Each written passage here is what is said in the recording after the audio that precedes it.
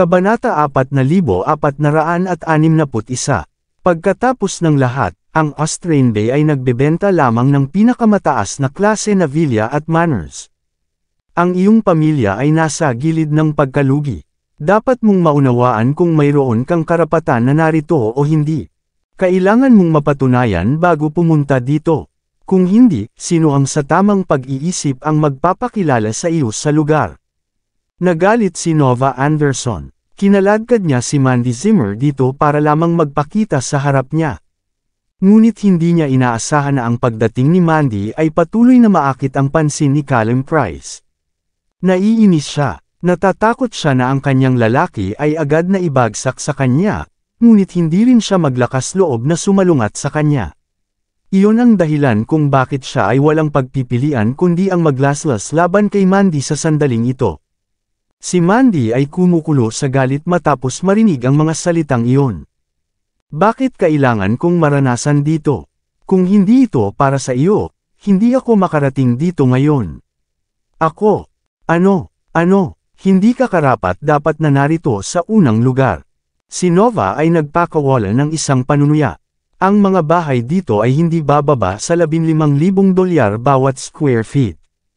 Huwag isipin na talagang kahanga-hanga ka para sa pamumuhay sa isang rundown villa. Hindi ka makakabili ng bahay dito kahit na ibebenta mo ang iyo. Nagpakita si Nova ng isang hindi kanais-nais na sulyap. Hayaan mo akong magtanong sa iyo. Sa palagay mo ba maaari kang bumili ng isang pag-aari dito? Si Callum ay walang tigil na sinukat si Mandy. Inisip niya ang tungkol sa kanyang pagpaunsang mismo sa kanyang mga bisig pagkatapos kunin ang lahat ng paghihimok.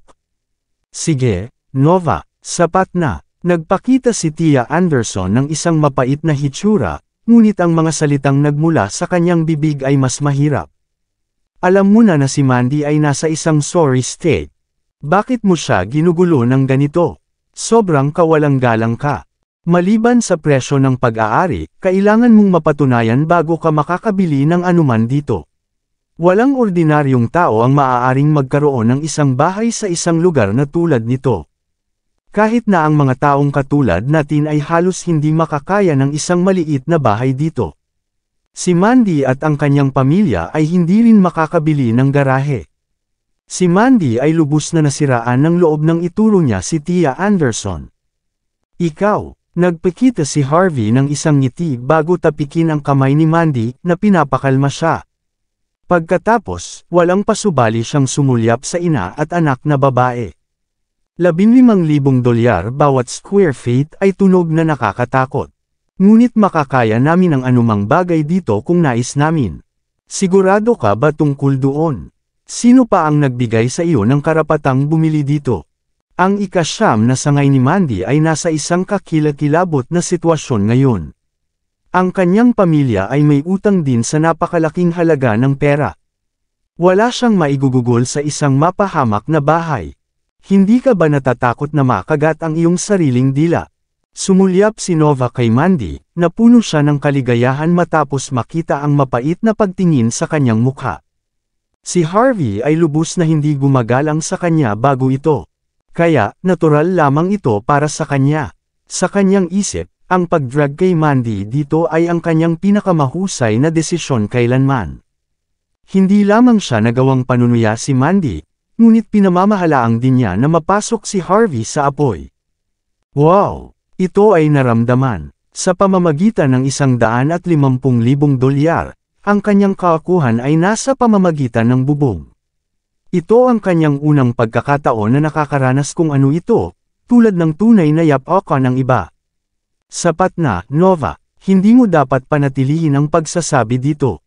Ito ay hindi naaangkop. Bihis tulad ng isang flamingo, si Tia Anderson ay mabilis na dumating upang mamag-aitan sa sitwasyon. Sinasabi lang ni Harvey na para sa kapakanan ng kanyang pagmamataas.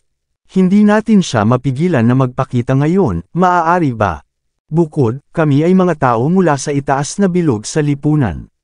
Ano ang punto ng pakikipagtalo sa isang live-in na anak na lalaki? Ibababa lang natin ang ating mga pamantayan. Dapat lang tayong pumili ng bahay sa lalong madaling panahon. Mayroon pa tayong mga pamamaraan upang dumaan sa ibang pagkakataon. Ang magagandang unit ay ibebenta sa sandaling tapos na tayo sa pakikipagtalo sa kanya. Magdurusa tayo kung mangyayari talaga iyon. Si Tia Anderson ay patuloy na nanunuya kay Harvey habang sinulyapan niya ang display ng tabletop. Ang kanyang mga mata ay naiilawan ng paghanga kung kailan tumingin siya sa napakalaking flat house at villa. Pagkatapos ng lahat, hindi niya kayang bayaran ang mga bahay na iyon. Ang kanyang mahal na manugang ay hindi gugugol ng maraming pera para sa walang dahilan din. Ito ay magiging kapaki-pakinabang kung nakakuha pa siya ng medyo maliit na bahay dito. Sige, dapat na kayong dalawa na umalis ngayon, sabi ni Tia Anderson habang naninangkit ang mga mata.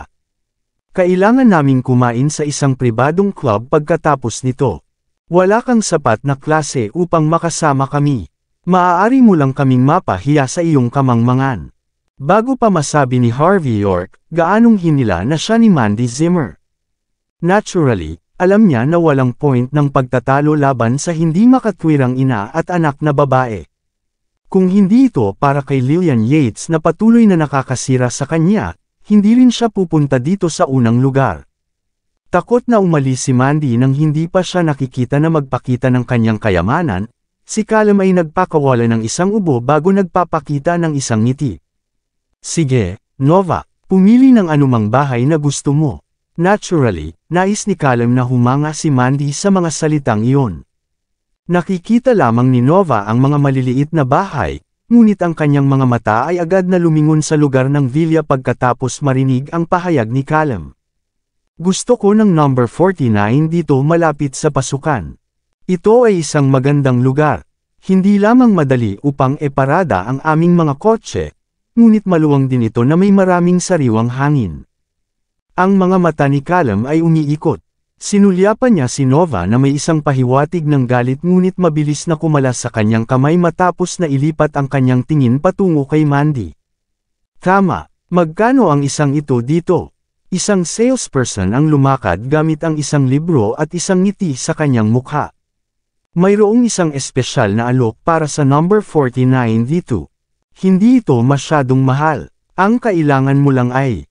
Ang salesperson ay pinindot ang siyam sa kanyang calculator ng ilang beses. Galit na hinawakan ni Callum ang kanyang kamay, na parang nakakuha siya ng isang matamis na pakikitungo.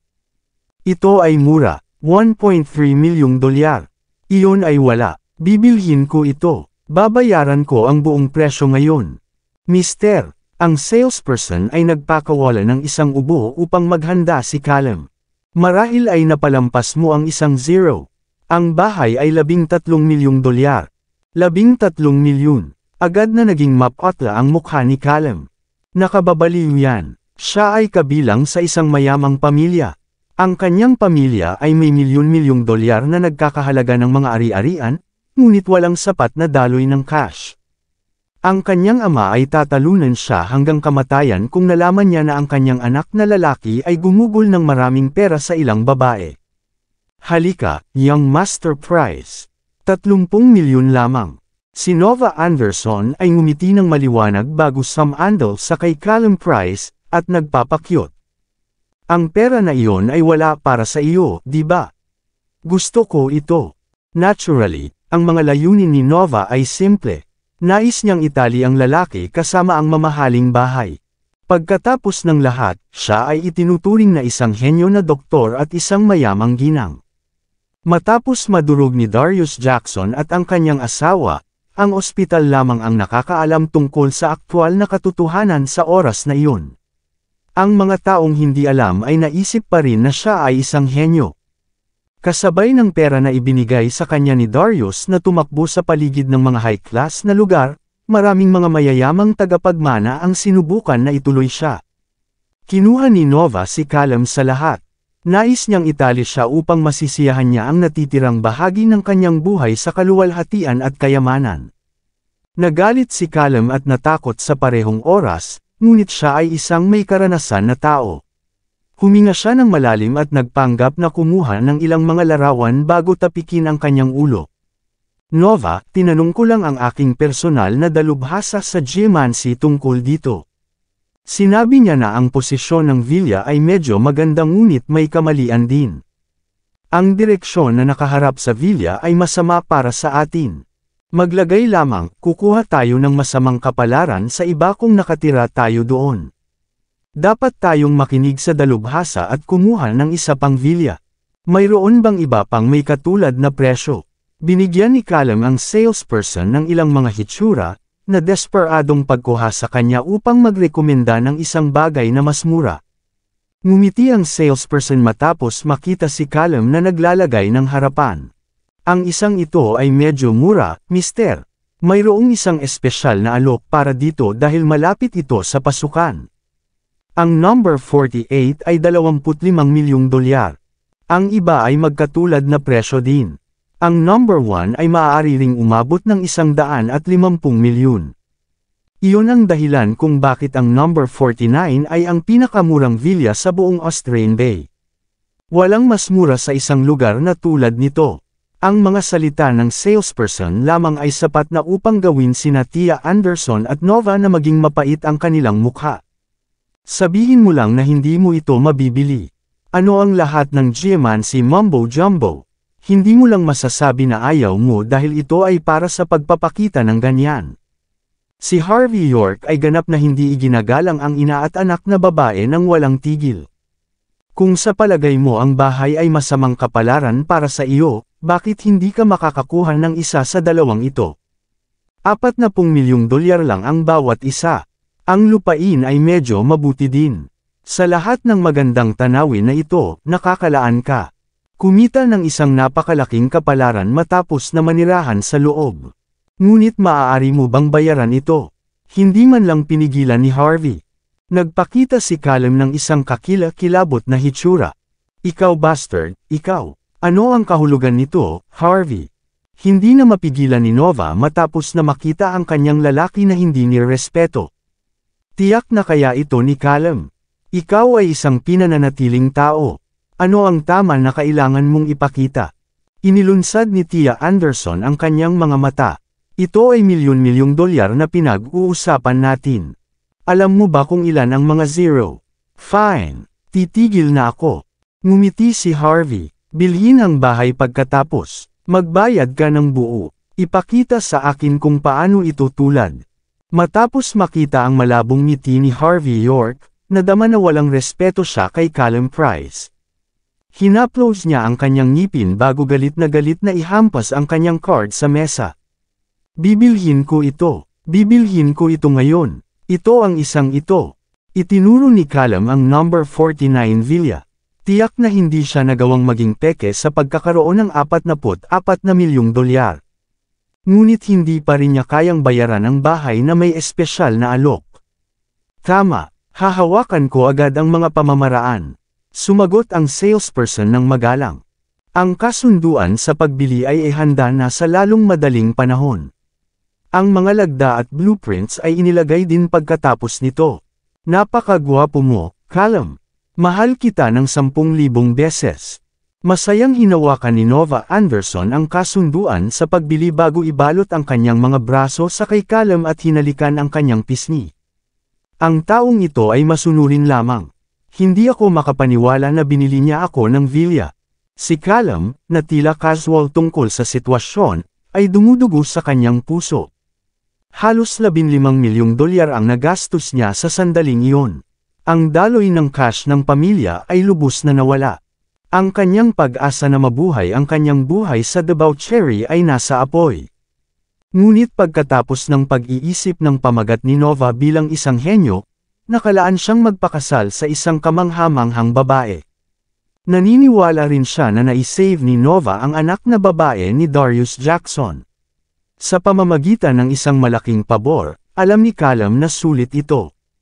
Kung ikakasal siya sa kanya, ang kanyang mga koneksyon ay kanya ding makokontrol. Kung kumapit siya kay Darius, ang pamilyang Price ay tataas ng napakataas kaagad. Sa kabila ng galit ni Callum, wala siyang pagpipilian kundi upang pilitin ang isang ngiti. Si Tia Anderson ay napuno ng kagalakan at sorpresa. Gusto lang niya ng isang bahay na nagkakahalaga ng $1,000 upang maipakita bago ang pamilyang Zimmer. Matapos makuha ang tulad ng isang mamahaling villa, ang kanyang kakuhan ay dumaan sa bubong. Naisip na niya ang paningin ng mukha ni Lillian Yates pagkatapos marinig ang tungkol dito. Nang walang pangalawang pag-iisip, itinaas ni Tia Anderson ang kanyang ulo ng isang mapagmataas na ekspresyon, na parang siya ay isang upperclassman na nakatingin sa mga tao sa paligid niya. Para bang ang iba ay walang karapatang magpakita sa harap nila. Binili ko ang aking babae ng isang villa, bata. Huminga ng malalim si Callum bago sumulyap sa taong nagsimula sa buong bagay na ito. Kung ikaw ay kahanga-hanga, pagkatapos ay bumili ka rin sa iyong babae ng isang bahay. Hindi mo rin kailangang bumili ng villa. Kunin mo na lang ang iyong babae sa isang maliit na bahay. Maaari mo bang gawin iyon? Naturally, si Callum ay ganap na galit kay Harvey sa sandaling napatingin siya kay Harvey. Gusto niyang makahanap ng isang paraan upang hindi igagalang siya matapos matiyak na si Harvey ay live-in na asawa ni Mandy Zimmer. Siya, hindi niya mabibili ito sa kanyang susunod na buhay. Kumita siya ng $700 bawat buwan.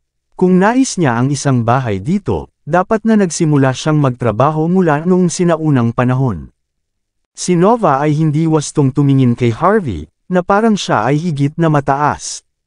Ito ay sapat na mabuti na pinamamahalaan niyang manirahan sa villa ng pamilyang Zimmer. Gusto niya ng bahay dito. Ano siya? Kahit na iniisip, si Nova ay nasa mataas na espiritu. Ang galit na pinigilan ng malalim sa kanyang puso ay sa wakas ay pinakawalan. Mas mahalaga, sa wakas ay pinamamahalaang niyang makuha ang itaas na kamay laban kay Mandy. Ito ay isang malaking tagumpay para sa kanya. Binabati kita, nais ni Mandy na maging mahinahon. Wala siyang pakialam sa mga makamundong bagay tulad nito ngunit nais na mabawi ni Harvey ang kanyang reputasyon.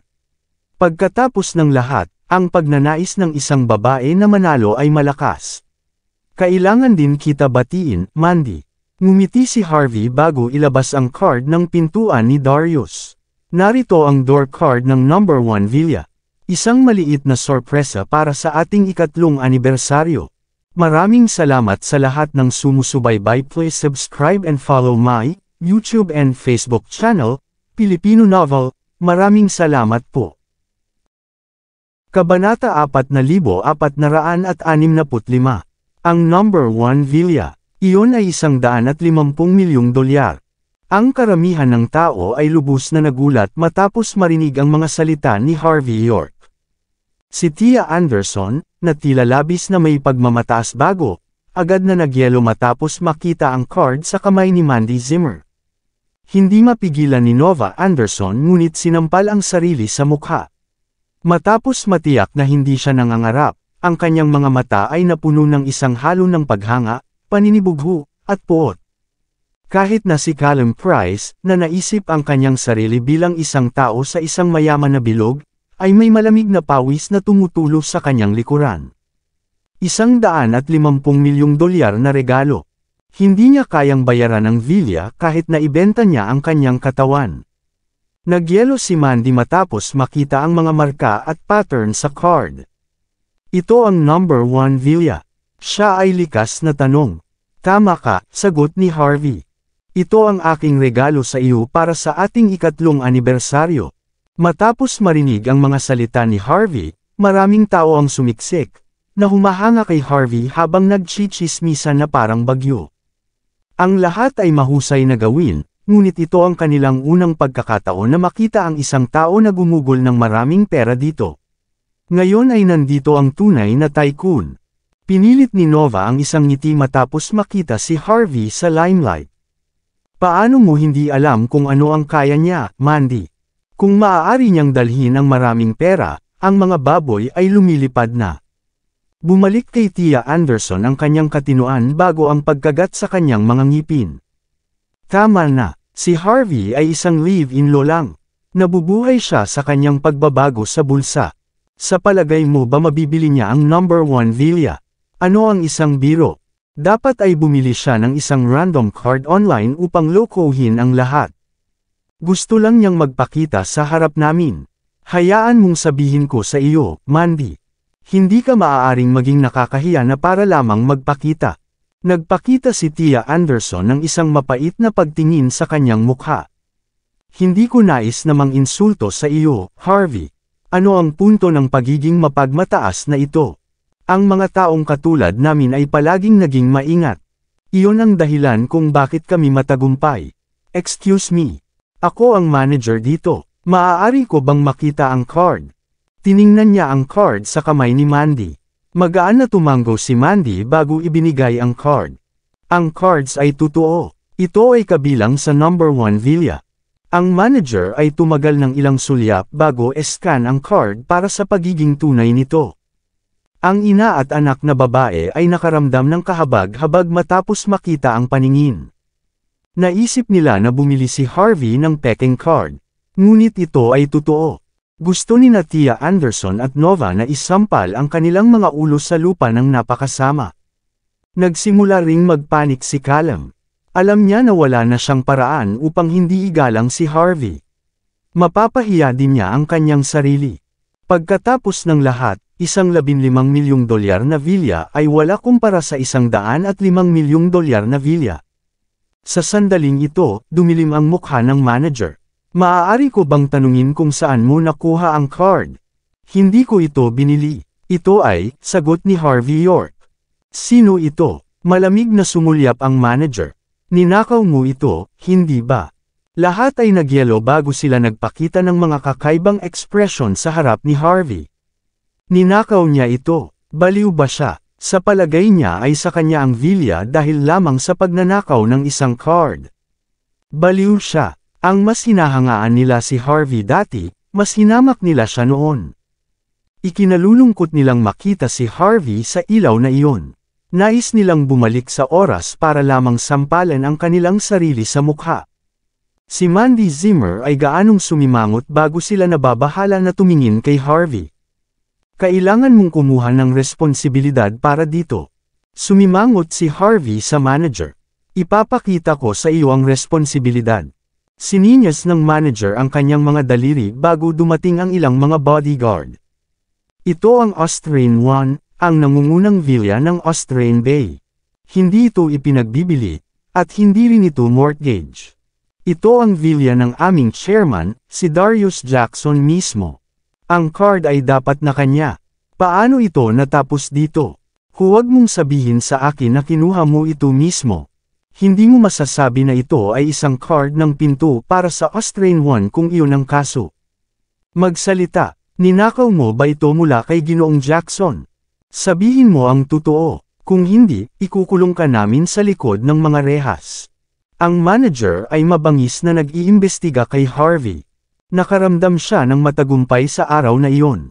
Hindi lamang siya ganap na hindi iginagalang ang isang live-in na manugang, ngunit kailangan din niyang ipakita ang kanyang lakas sa harap ng magandang ginang tulad ni Mandy.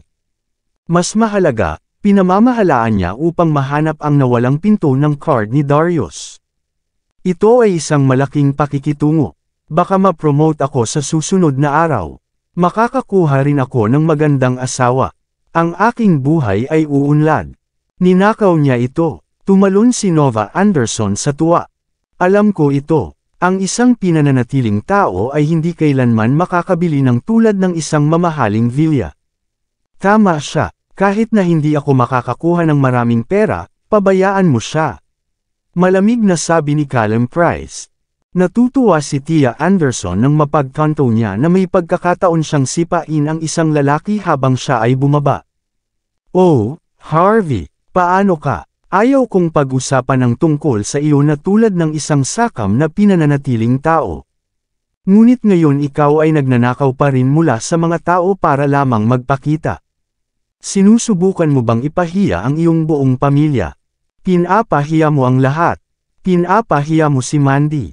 Pinapahiya mo ang iyong mga in-law. Nasaan ang iyong pakikiramay? Nagpakita si Tia Anderson ng isang kakilakilabot na ekspresyon, ngunit ang kagalakan sa kanyang puso ay halos hindi mapapaloob. Naturally, sa kanyang mga mata, nanalo siya sa labanan. Si Harvey ay hindi kailanman magnakaw. Humakbang si Mandy. Nagtitiwala siya kay Harvey. Huwag kang manggahas sa paninirang puri sa kanya. Dapat mayroong ilang uri ng pagkakamali. Tiningnan ni Harvey si Mandy na may paghanga sa kanyang mga mata. Tulad ng inaasahan mula sa mag-asawa na tumayo ng magkasama. Bagaman, ang manager ay hindi nasisiyahan nang tumayo siya para kay Harvey. Nagpakita siya ng isang masungit na sulyap habang siya ay sinusukat si Mandy. Kailangan mong kumuha ng responsibilidad para sa mga bagay ngayon, lady. Hindi mahalaga kung ginawa niya ito o hindi. Mayroon akong pangwakas na sasabihin dito. Kahit na wala si Ginoong Jackson na walang kabuluhan, hindi na niya ibebenta ang Austrian One. Mas mahusay mong sabihin ito sa amin ng diretsyo, o ipapadala ka namin sa mapahamak na pulis. Ang manager ay tumingin ng masidi sa kay Mandy Zimmer, na umaabot sa kanyang balikat upang makaya niya ang pakiramdam. Humakbang si Mandy sa isang malamig na ekspresyon. Ang manager ay nasa masamang kalagayan matapos makita iyon. Binigyan kita ng pagkakataon dahil maganda ka, ginang. Kung hindi, ang dalawa sa inyo ay maaaring magdusa lamang sa istasyon ng pulisya. Sisingilan ka sa pagiging kasabwat. Nagpakita si Nova Anderson ng isang mapagmataas na ekspresyon matapos marinig ang mga salita ng manager. Dapat nating malaman ang ating mga limitasyon, Mandy. Hindi mo kailangang ipagtanggol ang mga walang kahihiyan na kilos ni Harvey para sa iyong sariling pagmamataas. Galit na galit si Mandy na siya ay nasa gilid ng paglabas. Ikaw, hindi ko binili ang Austrian One, ngunit hindi ko rin ito ninakaw, paliwanag ni Harvey York. Ibinigay ito sa akin ni Darius Jackson. Nagyelo si Mandy. Hindi siya makapaniwala sa sinabi ni Harvey.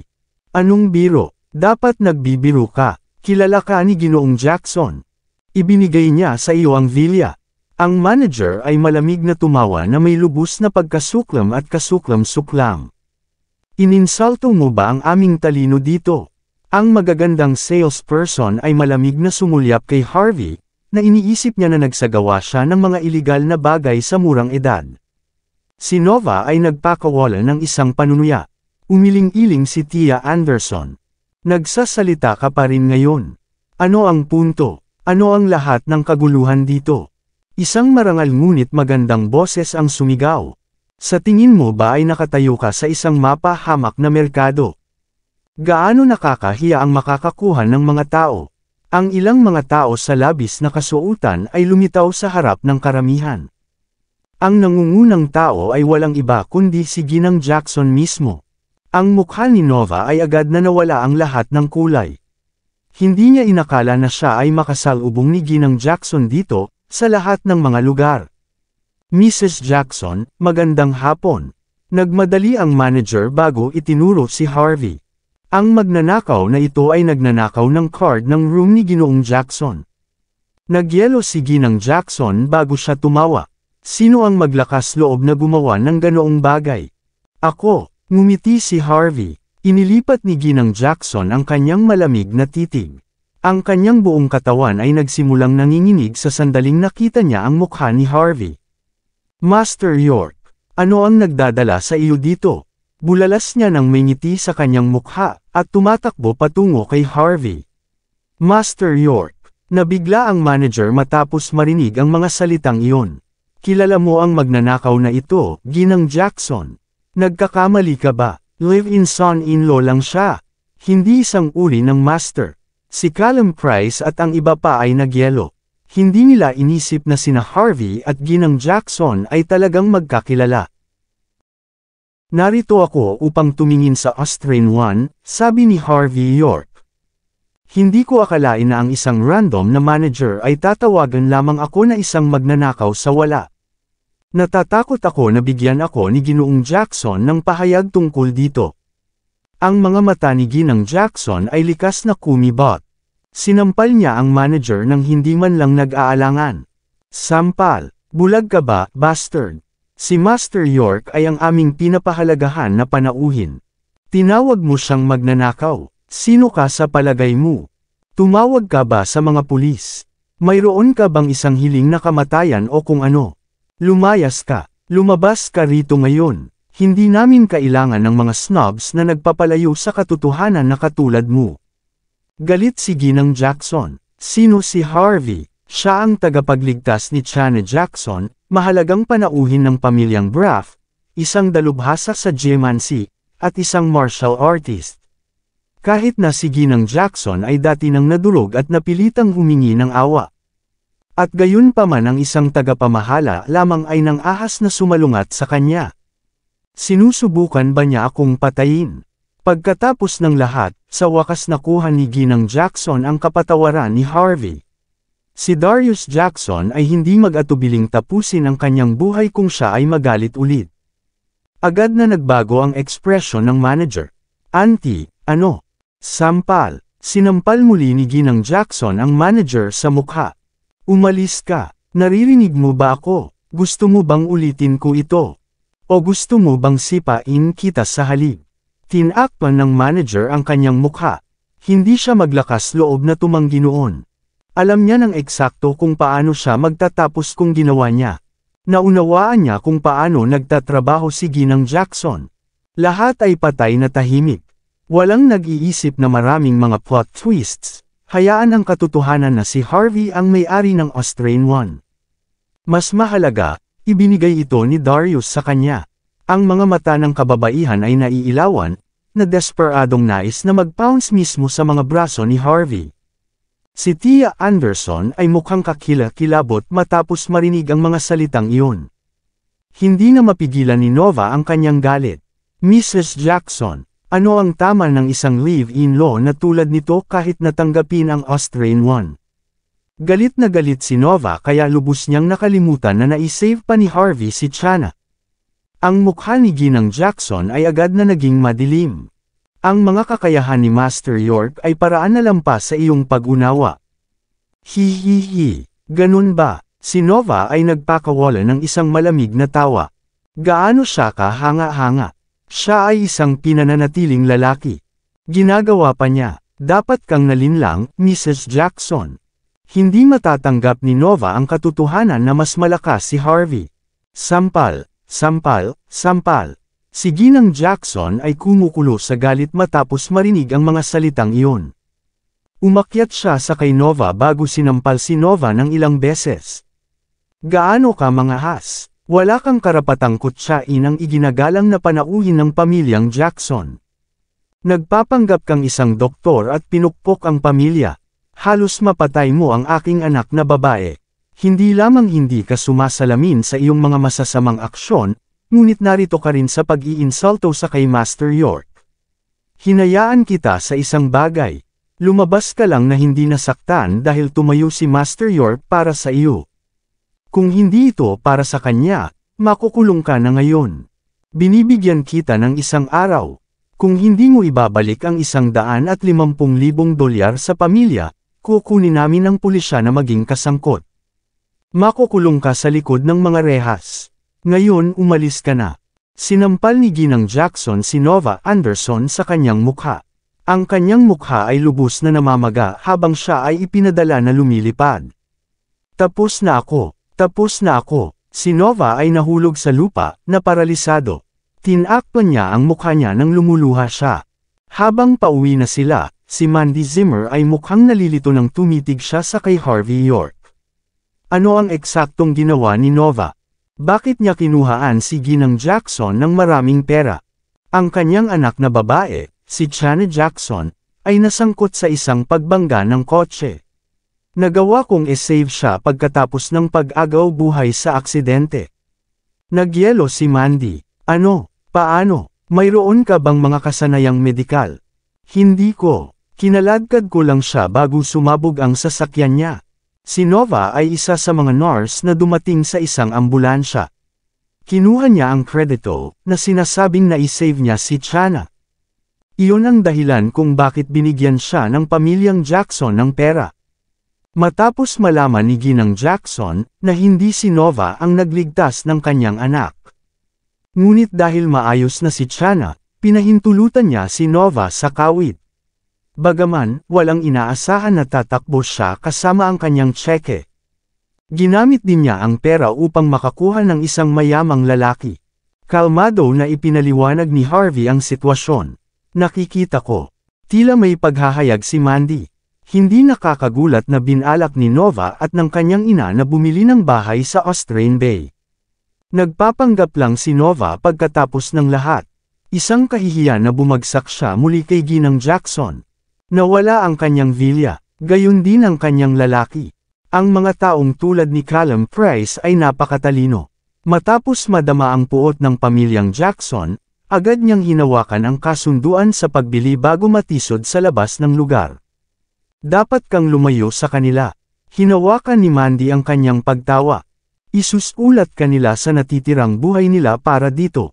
Tumawa si Harvey. Pag-uusapan natin iyon pagkatapos nilang ayusin ang kanilang utang.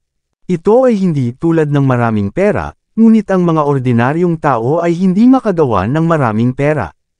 Mas mahalaga, dapat na marami silang ginugol sa kanilang mga damit. Nasa masamang lugar na sila ngayon. Ang pamilyang Jackson ay hindi kasing mabait sa akin. Bumantong hininga si Mandy. Walang nakakaalam kung naawa lang siya sa swerte ni Nova o iba pa. Agad niyang ibinalik ang card ng pinto kay Harvey. Naniniwala ako na naisave mo si Chana. Kung ang pamilyang Jackson ay nagbigay sa iyo ng pera para doon, naniniwala rin ako sa iyo. Ngunit ito ay masyadong mahal. Wala akong tiwala dito. Marahil alam nila na may kakayahan ka sa iba pang mga bagay, kaya gumagamit sila ng pagkakataong makatrabaho ka. Pagkatapos ng lahat, walang libreng pagkain sa mundong ito. Pinahahalagahan ko ang regalo, ngunit dapat mo talagang ibalik ito. Nagyelo si Harvey. Hindi niya inaasahan na si Mandy ang magiging mabuting ito.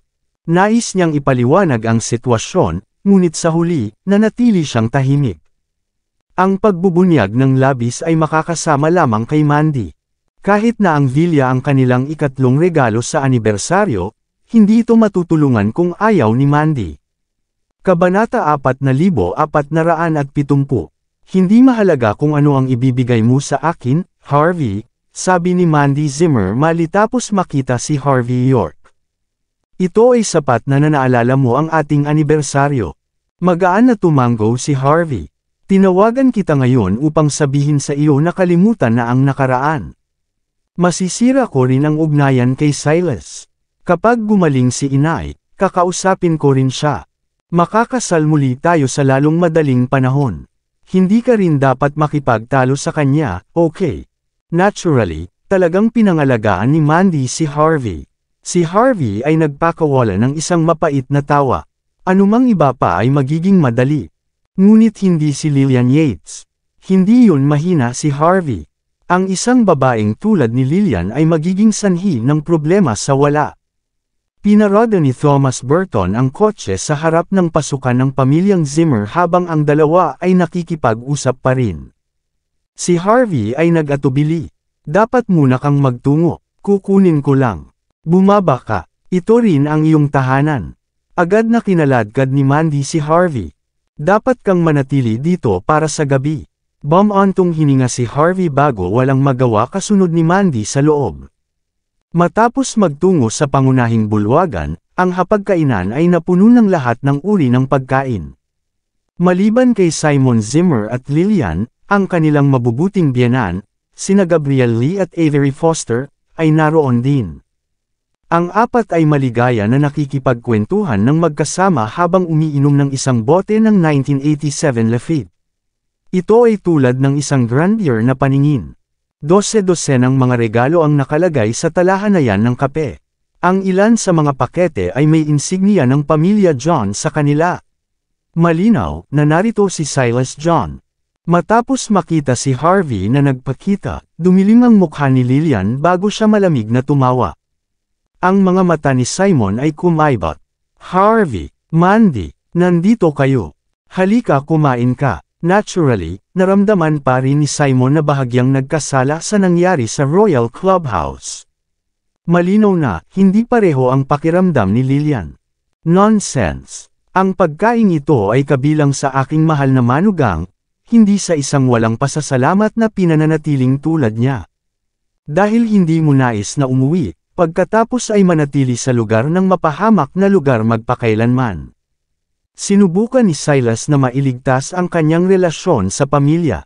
Paminsan-minsan ay makikipagkwentuhan siya kay Lillian habang naghahatid ng mga regalo. Si Silas ay isang bata, gwapo, at may talento sa mga mata ni Lillian. Tulad ng inaasahan mula sa isang tao mula sa isang top-rated na pamilya. Naniniwala siya na maaari siyang nasa pinakamataas na bilog sa lipunan kung ang kanyang anak na babae ay magpakasal sa gayong tao. Sinisi niya si Harvey sa nakakahiya sa kanya sa nangyari sa ospital. Iyon ang dahilan kung bakit siya ay lubos na nagalit. Tuwing nakikita niya si Harvey sa bahay, iniiwasan nina Gabriel at Avery si Harvey mula nang mapahiya niya sila. Matapos makita si Lillian na walang tigil na sumisigaw sa kanya, napuno sila ng tuwa. Agad na pinutol ni Mandy ang kanyang ina. Sapat na, ina. Malamig na binigkas siya. Si Harvey ay nasa labas na kumita ng pera. Bakit ka pa magreklamo tungkol doon? Nais mo siyang maging matagumpay. Gusto ko ito. Kinutya ni Lillian. Ano ang magagawa niya? Maaari ba siyang gawin kang pinuno ng pamilyang Jean? Sa palagay mo ba ay kahanga-hanga siya dahil kilala niya ang ilang mga tao sa Golden Sands?